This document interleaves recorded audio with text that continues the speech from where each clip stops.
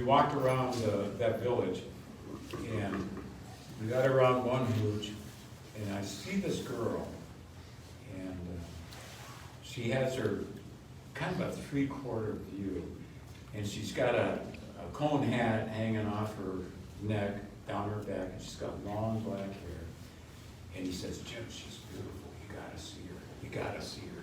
So I went around the corner and I looked, and her profile is just absolutely beautiful. So when I walked around and got more of a frontal view of her, I realized that she's got an old World War II M1 carbine laying over her lap. And I don't know who she was carrying ammo for, but she's got ammunition wrapped around her shoulder, like for an M60 machine gun, wrapped around her body. And I got in front, and then she's nursing a baby. She was the most beautiful girl I ever laid eyes on. I mean, she was just gorgeous. But she's nursing a baby, and that hit me, and I went, wow. I'm looking at beauty giving birth, and I see the instruments of death simultaneously in her arms, and that struck me. And so I did a painting of that. And Jim O'Rourke at the Rourke Art Museum approached me and says, we're having an auction sale. He says, boy, we'd love to have one of your pieces at the auction sale.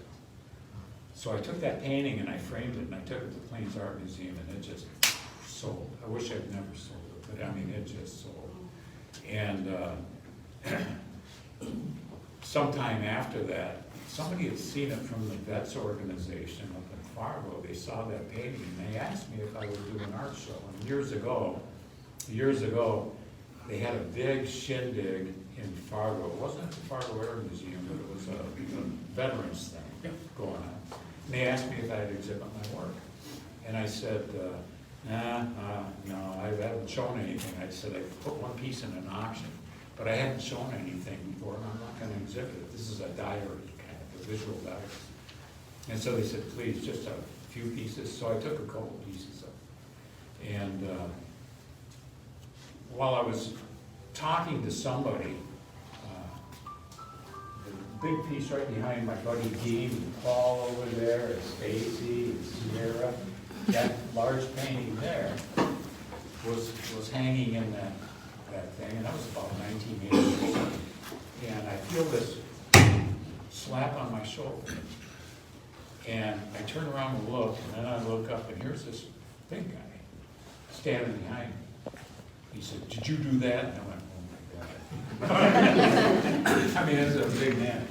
And I said, yeah, I did. He says, I love you, man. And he gives me a quick hug, picks me off my feet, and sets me down. And he said, do you see this? And he's got teardrop glasses on. And he's tapping his glasses and says, do you see that? Do you see that? And the bullets in his glasses are bouncing up and down. I'm going, what am I looking at? And he said, refer this right here. And there's a tear running down his cheek.